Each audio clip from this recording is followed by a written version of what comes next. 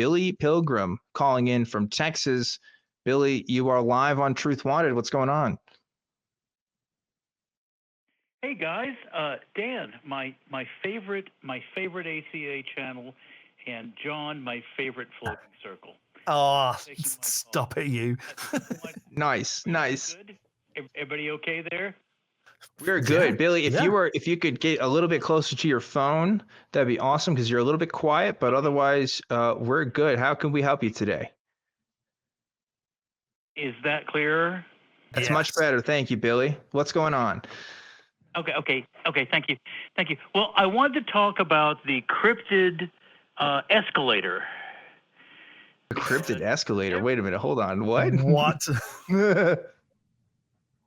Every region has its reports of crazy stuff.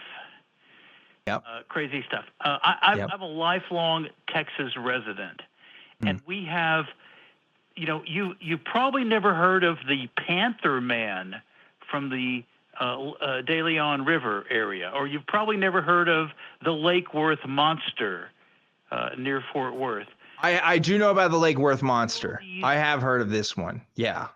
But not Panther Man. Every state has their own little man. They got a Mothman, they got a Gator Man. Yeah, there's a lot of mans. What's up with that? Anyway, Batman. The I don't know. skunk, what is it? The skunk, whatever it is in Florida.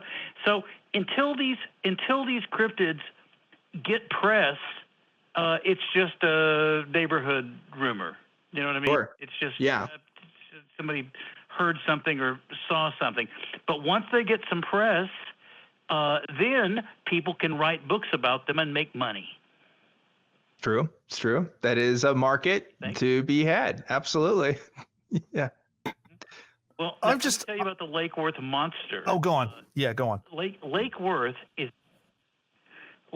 there's two things about the Lake Worth Monster.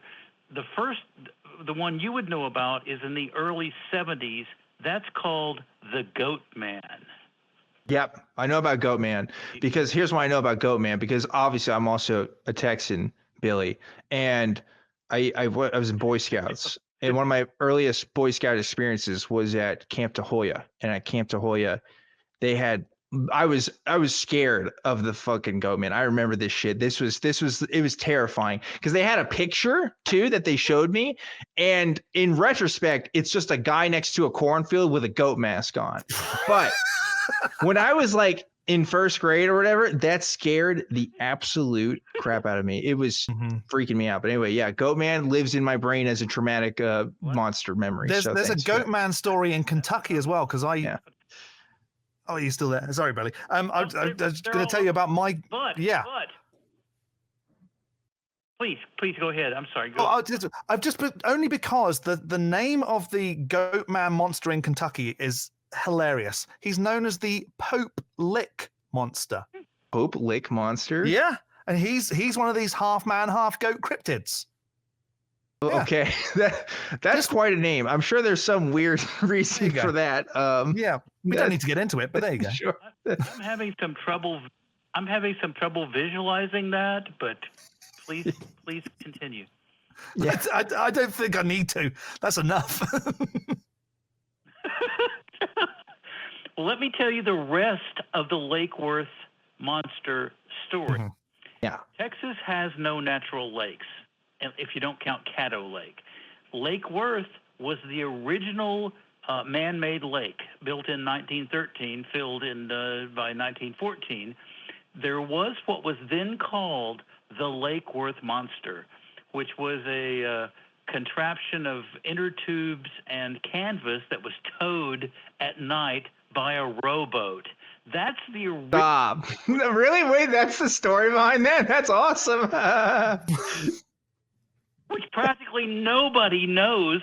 My grandfather told me that story because he'd been here all his life. That happened in 1914, 1915. That's the original Lake Worth Monster. And then we have the Goat Man. So anyway, my point is every locale has its, have you seen the Mystery Science Theater? Every nation has its monster. Surely you know that song. No, I'm not a big Mystery Science Theater guy. I've never really watched the show, to be honest. But Okay, well, yeah, it is funny how different regions kind of have their own little monster stories, huh? It is weird how that happens. Yeah. Well, that's all I had. And unless these cryptids unless they can get a journalist to write a story about it, they just kind of fade. Yeah. Wow. But if you've You know what's funny? I just looked up the Lake Worth monster of Wikipedia page, and on the sea also, there's the Pope Lake monster right there for you. So maybe they're connected. Maybe they're friends. You know, I feel like all cryptids like get together at Halloween.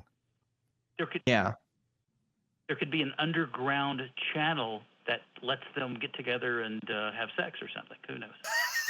Well, where else are the cryptids going to come from? Of course, that's what they do. Well, yeah, that's a possibility, I guess, as well. A lot of people ask me what's my favorite cryptid, and the answer I always give to this is Makole Mbembe, which is, of course, the mythical, basically dinosaur that lives in Africa. You know about this, Sean? No.